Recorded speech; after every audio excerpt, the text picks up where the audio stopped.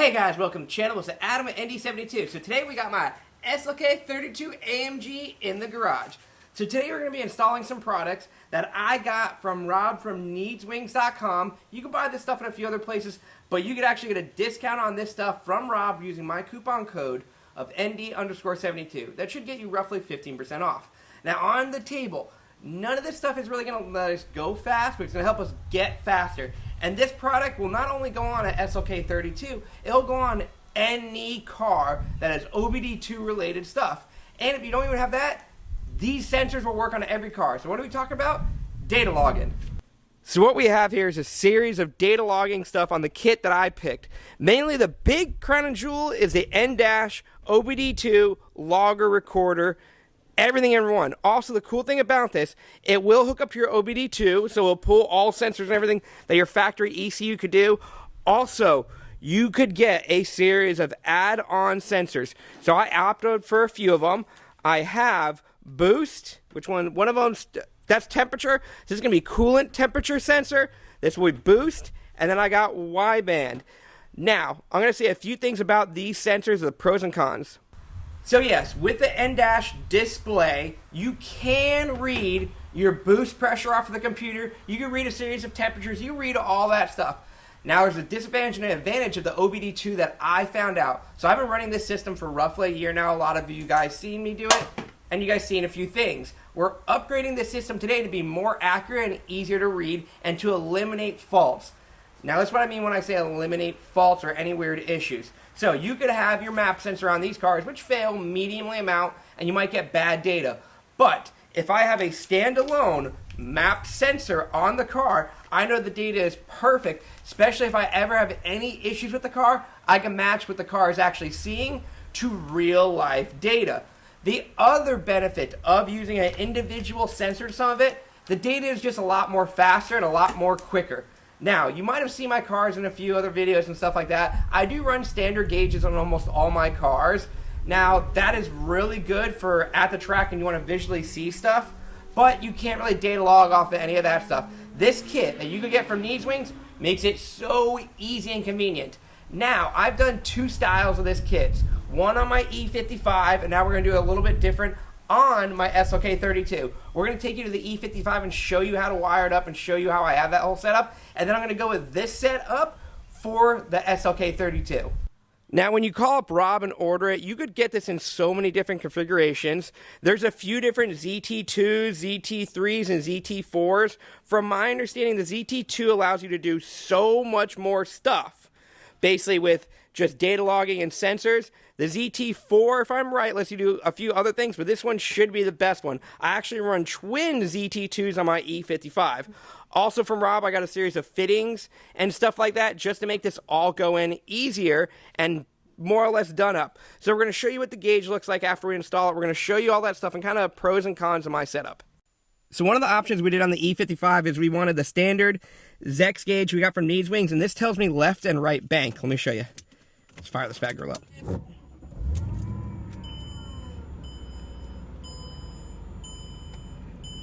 Hello. So this tells me left and right bank of the car, which I really wanted that with the E55. Also, so I have this set up. There's like 100 different ways you could have this set up. So right now it's recording. So right when I hit record, it can record my AFRs is over there. It can record my boost. And I just got air intake temperatures and RPM. There is like 100 ways you could set this up. But it makes it so easy. So all you're going to really do, I think I got a chip in here. No, I got no chip. But you would just hit start record. And then it would start recording everything you have. And it's very easy to read. And it's easy to send files out and get your tune way on point. So today we're going to be setting up all this stuff on my SLK32. I'm going to show you how I wired some stuff up on the SLK32 and how the E55 was a little bit different. I'm going to go through the screens on everything, and I'm going to show you there's other options you could do, but I'm going to show you what I picked for everything. And this is a very easy thing to set up. Some things were a little bit hard with a little bit of the programming just because of how I wanted my preference. But if you guys need any help, and if you buy this stuff from needswings.com, contact Rob. He is super helpful with helping you step by step throughout the way. And also, if you use the where'd you hear about us from at ND_72, that'll save you some percentage on some of the products on his website. This one should be one of the products, but if not, he still is super helpful and he's a big supporter of the Mercedes community. So So let's get right to it, and I'm going to start putting this bagger up in the air to start welding some stuff in. Alright, so first, like I said, we started to do all the mechanical stuff ready for the sensors. So we welded a nice little bung over here for my O2. There should be plenty of clearance to go in there and everything. It should be fine. Always make sure you kind of put these on like a little bit of an angle. So we got this bad girl welded up. Now we're going to move to the front of the car and get ready for another sensor to get in line. So the next sensor I want to put on is because I want to know what the temperature coming out of my intercooler or coming out of my force induction setup going in to my intercooler. I want to know how cold this is because I want to do a few testing on all this stuff. This is just a bonus thing. I recommend a lot of people do it for 2 facts. So how I'm going to use this information is, even if you have like an E55 or any other car with a normal heat exchanger and liquid setup, not my AC assisted setup that is meh, if you have a normal one, this information comes out really well because if you know the coldest it's supposed to be, the water, right when it comes like out of your icebox or from your heat exchanger, right before it goes into your supercharger, you'll know if your water is, just say 50 degrees going into it, and then from your air intake temps, you could see what it actually drops. This is going to help me to get a more efficient intercooler set up, that whole thing. So if I go bigger lines, I know, hey, it's starting at 50 degrees, and then air intake temps, by the time it gets there, it only drops 5 now, 10 now, or 50 now. That's why I'm using it, and it's, for me, it's just cool data to have, so I just kind of know. The more information, the more data you got in the car, the faster you could go. This will help me diagnose, like, if I have a pump issue and a lot of other stuff, because if I actually get a data log and I know well enough of, like, hey, my water coolant going into my intercooler is 50 degrees all the effing time, and then randomly, hey, now it's like 80 degrees. Then I know I kind of have an issue with that part of the circuit. So I got to pick a good place. This is going to be different for all you guys, just because my setup's different. So just pick a place that's the water going into your supercharger, cut the line, put it in there. So this is kind of the part that came with it. So this is going to be the part that goes into the line. I told Rob what size coolant line I have. Some of you guys might have different. I have 3/4. So this is the fitting that should go right into 3/4. It also has the bung for the sensor, which this is Zech sensor, so it should all work out. I'm planning, so how I have my setup is this goes into the supercharger, this comes out of the supercharger. You might have something completely different. So I'm going to figure out somewhere from here to my interchiller setup where I want to cut it and put that in there so it's convenient to work on. Because I don't want to bury it down there, because if I ever need, like, say the sensor goes bad, I like it to be simple and easy to work on. For me, this bumper takes 2 minutes to pull off. How I designed, not really designed it, but how I put it up there, it's not really like factory, just because I have a lot of stuff cut away to fit the force induction stuff. But I'm planning right here for the sensor. So I could cut it right there, and if I ever need to work on or anything, I should be able to just move this filter, put my hand down, or go from underneath, or just pull the whole effing bumper off. So I'm going to put it right there. That should be pretty good. Alright, so we're going to try not to lose any coolant. So I got my 2 clamps. We got some hose cutters, and we're going to try to snip and do it kind of efficiently. Okay. Alright. Kind of worked out. Now I got to pick where I want it. Alright, we want the sensor facing up.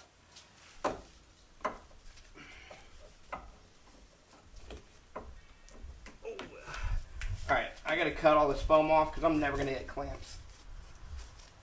And I'm pretty sure my clamp, I'm gonna have to squeeze it. I'll get it in there though, guys. Don't worry. Don't worry at all. There we go. Fits like a glove. So now I'm going to get the clamps that the kit came with, put them over there. I got to cut back some of my insulation, and then this one will be all ready. Alright, so we got that sensor all in. Make sure when you put the actual sensor in, do it by hand. Don't grab an impact gun. So we got that in there, so that's going to be easy to put the plug right on there. I checked it for leaks. It's going to be pretty good. Now, always make sure you don't lose the actual harness. I keep mine in the back until I'm ready to wire it all up, because I got one more sensor to put in, which is going to be really easy. Because I have these Needs Wings crossover manifolds, and this is the ported air intake manifold that they offer, surge tanks. They also cut these pipes back here to make it more flow and better. And the benefit of that, if you could see straight right there in the picture, I already got a bung welded up for a boost sensor. So we're just going to take the plug out and put my sensor in there, and then all the sensors should be installed. All right, we got that bad girl in there.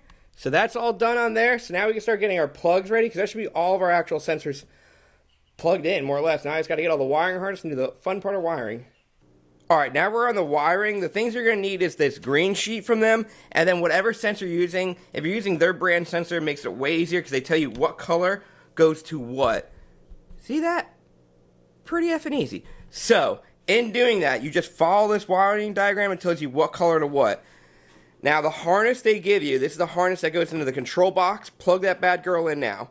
Now, also what I bought is I bought a lot of wire of multiple colors matching these things. I got all that from Rob from Needswings. So, to start wiring stuff up, I'm going to make it easy. We started with the boost sensor, which is right here. So how I did it, so these are the wire colors coming off the boost sensor I got. Now, if you see, I basically soldered it to the colors that are to the harness. I wanted to do it this way because I feel throughout the whole car, this is the color that's going to be going everywhere. So basically, I read it. So black on the plug is actually brown for the controller, and then green on the plug is orange, and red is yellow. So if you don't know, basically you got your 5-volt reference, your ground, and your output. So over here, it actually shows you everything you're going to need for that. Literally from the set I got up was Zex Boost Map Sensor. Okay, orange. Perfect. So now you know that's the input. And then from the power, you know that's yellow. That's what I got. And then it should be, I think one more said like sensor ground, boost sensor reference. Brown. Right there. So if I'm wiring this up, this is how I'm going to do it. I'm just going to plug this into the sensor. Now what I did is solder these and heat shrink them. I got loom to wrap around them to make it look a lot nicer. And then on the other end, once I figure out the routing of my wire, I'll solder it into this side of the harness. That's why I left myself so much effing wire. So we're going to plug this one in, then we'll go to the other sensor. Alright, my next one is going to be my water temp sensor. So per the directions, it says go to user number 2. There we go for my voltage. And then it's going to say, where was the other one? Sensor ground. So we basically have brown again, and then brown and white. Also from the packaging, it said it doesn't matter which one of these I do. So we're going to wire it all up and get it all loomed. So we got it all wired up and all merged together, all the plugs. I should have measured out perfectly to lay it out. I still need to get power and ground to that, which I'll do more in the car so I know the exact measurements. But we're going to start putting this all bad girl in there and then finish it up with some more electrical tape and a little bit more shielding just because I didn't know what would go where. Alright, so now we have this jumble of wiring that I have to clean up. But what I want to show you is, so you're going to have to get power and ground to your box. Alright, key on power. And then you're going to have to plug all your stuff in. Everything can only go one way. This plug is the important one, the one that looks like a phone cable. You're going to plug it into there, and then this is going to have another end that's going to plug into your end dash that kind of looks a little bit weird. So if you look at this plug, you have a male and female. Just plug them in, screw them in, just like an old school computer cable. But make sure you run all your wires how you want. I need to clean up my whole area. Alright, so now we're going to kind of show you how to set this up. I already did set it up, but I'm going to redo it. So see how I have an AFR? That's how you're going to do this AFR one. Alright, so you're going to go into B Zeitronix ZR2, pick AFR, hit save. And now you go to adjust all these parameters. We'll show you that later. Next, for my boost, same thing. Zec Z2 map. It's very simple. This next one, for my temperature, is where it's going to be different. Because the standard setting goes with voltage. So you see we have user 2. So you're going to go into, same thing, Zex2, user 2. This is where you need your laptop and you need to start doing some kind of programming. I'm going to show you how. Step 1, get this little cord that goes in to your, that came with your kit.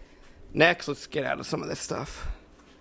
You're going to be opening up your logger. And I'm going to plug everything in. So where you're going to plug it in is you're going to plug in the cord that goes from here to here. Which is, you see how normally it has this one? So when I unplug it, that whole dash will go back, will shut off. So I'm going to unplug it to plug that one in. Alright, so two things. If you actually see, we're reading live data. So right now with this, you could do everything that this does and bypass it if you want to run a laptop. So, it'll give you a crap load of parameters too. So what we want is you go to hardware, and then you're going to go to user 2 input, and then you go down. So I have fluid temp sensor, blah, blah, blah, blah, Fahrenheit. I click that. Now that should configure it on here. So what does it say? User 2 input now configured for fluid. Yep. So we're going to hit OK. And that is actually programming your box right there. So you could change everything around. That's just how we do that one. So now I'm going to replug this in and see what we read. All right, so we got all reading. So right now we are doing a little bit rich, but let's check. So my other gauge, we're pretty good. We're almost identical. We have vacuum, which is good. My air intake tapes are 59. The fluid going in there is 53. Red, I'm gonna have to change that because red to me means bad. Let's pick a different color. Just make it simple. There you go. That is super nice. All right, we got some cool data. It's 36 degrees going in, and then it's 41 air intake temps. Pretty cool. We're gonna shut this bad girl down now, though. All right, so it started getting dark out, but we're gonna still try to finish the wiring of sneaking it away. So the whole system works now. It's all wired up. We can play with a lot of settings, but there's one thing I want to show you that's pretty cool. So first of all, you could use the suction cup and mount that anywhere. I do it with my E55. It works great. But Needs Wings makes a custom mount for the SRT6 and all the other Chryslers and for the SLK 320. Let me show you what it is. So if you guys can see, I know it's dark out, but they have the mount that mounts right up to where the glove box little screw is. So you just undo one of the screws, and then it comes over here and swivels. So I'm going to rip all my interior out tonight and route my cables, and then I'll show you what it looks like in the morning. All right, we got everything in the next morning, and I just want to, I'm trying to change lighting so you can see this camera, so I made everything else dark in here. I wanted to kind of show you some modes, what you could do. First of all, you can pull check engine lights if you want. Just hit read codes. Results will save, will not be saving. I've got a chip in there. You can do all that stuff to read codes. Now, if you want to, do gauge stuff. So this might not pick up because I don't got the key in. Let me go throw the key in. Okay, so this is key on, so we could actually see some data and everything reading. This is the one I drive around this screen. I like it. It's pretty easy. I keep air fuel, intake temp. I don't really need to keep this one. This one's basically just showing me the coolant going in. I don't need to drive around with that. And then the other one is going to be my boost. So let me show you some cool features with this stuff. So air intake temp. So I click that one. Say I like that color, right? I like yellow. That's cool. But I want to change some stuff around. So I want the high limit to turn a different color. So let's just pick 80 degrees. So at 80 degrees, I want it to go red. Okay? Let's see if that one right. Did it go? Did I pick it? Yeah, red. So now that means at the high limit, this should go red. You could also do a warning. So high limit, let's do 80. Well, not 8. AD. 80. Alright. So, you can make it go the max height or warning. Let's get this max height out of there because I want it to keep reading past there, actually. But okay, so we have high warning and low warning. So just say if you want it low warning, do 30 and green. See, look it. See how it went red? That means it's a warning. So what it should do is, like, when it goes down to, like, 83, it'll go back to the normal color, and anything over 85. Let's set that to a more reasonable one. 175 should be my warning. Man, I'm messing this all up. 175. Alright, so now at 175, we should have a warning. Then you could have this, where it'll actually play a sound for how long and everything like that. We'll just pick the... just alert. Alert. So it'll actually say alert, alert, so you know you're getting too high. And you can do it all different things. What's that one? Engine knock detected. So you kind of get a warning if you're in a run and you're not staring at the screen. You can have it say whatever you want it to say. So I just picked this one. High temperature warning. So now, when my air intake temps go above 170 or right at 170, it'll start giving me a warning audio and it'll go red. See? That'll be 84, then it'll go red. You can do that with every one of these. Me, it's really only going to be temperature. I was debating on doing an AFR, but the AFR just goes high just from like letting off the gas and everything. Also, you could do multiple screens. Pick how you want it. I use this screen for data logging when I'm driving. My disadvantage to this is you can't read it easily and quick enough. But it'll tell you all this cool stuff where when you hit the start log, it'll log it. Also, you could change the whole... like, there's so many displays. So if you go to theme and you want to change it to whatever that... let's see what this looks like. Go to gauges. Look at, now we got all completely different gauges. So you could just sit here and play around with this, and there's tons of customization stuff you could do with this. So you pick how you want. We'll look at one more setup. Let's go with neon. That seems cool.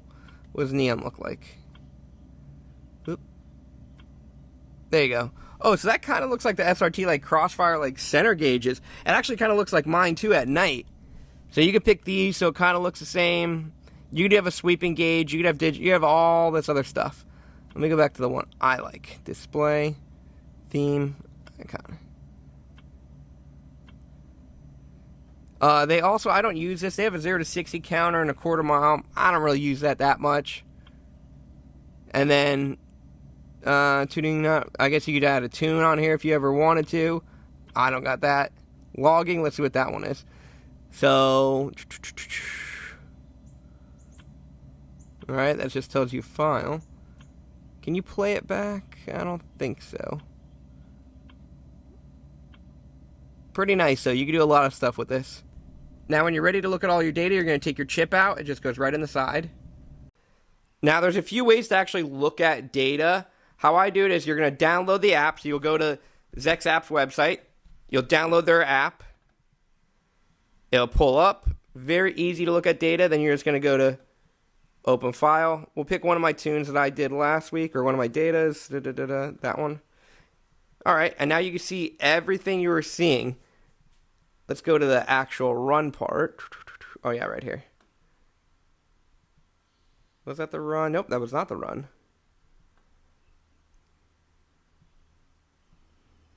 There's the run. So you can sit there, let it sit, and watch all your stuff. Go to highs, go to lows. Look at your numbers, look at your peaks. This will help you a lot and help your tuner out a lot. You could also change all these colors. You could change a lot of effing stuff on there to make it how you like it. So you keep customizing what sound, what alarm, what dash, what layout. It's going to be a lot of playing around with you just to see what you like and how you feel about the system. I personally been running more or less the same thing on my E55, except I went that dual gauge setup. It's cool and all, but this is very simple to install, very easy. Read the directions. It tells you. If you have any problems, you could contact the company. You could try to contact Rob if you buy it from him. That's my only recommendation. And also, if you want this system, like I said before, go on Needswing's website. Use Where Did I Hear About You From, ND_72. That will save you some money. I'm not completely sure. I think it's like 10% off maybe. But still, that's some free cash for you guys, and it does help out the YouTube channel a lot. And Rob is a great guy. He's done a lot for the Mercedes community on building parts and developing stuff for these cars. Now, saying that, this stuff is not going to make you any faster. This stuff is going to let you become faster and help your tuner realize your car and save your car before you blow anything up. Especially like things like temperatures and AFR is a big thing you need to know. Just staring at a gauge and remembering is hard for the tuners. I use VTech. I've been doing it for years with a phone and this, and it's been taking a while to get things dialed in sometimes. With this new setup, we've been firing stuff up, and it's been working with maybe one new tune because we have so much data that it's easier for him to do that, and I feel like we could get a lot more power to this car and feel a lot safer. Like when I take it to the dyno, we could probably dial it in so much more. So thanks for watching. Make sure you guys throw a like down, subscribe down. If you got any questions, hit me up, hit Rob up. Everyone's here happy to help in this community, and I'll catch you guys later. I can do that. I'm going to make a list of all the good things I've done and go around screwing those people. Lady. And I'll wear a sombrero.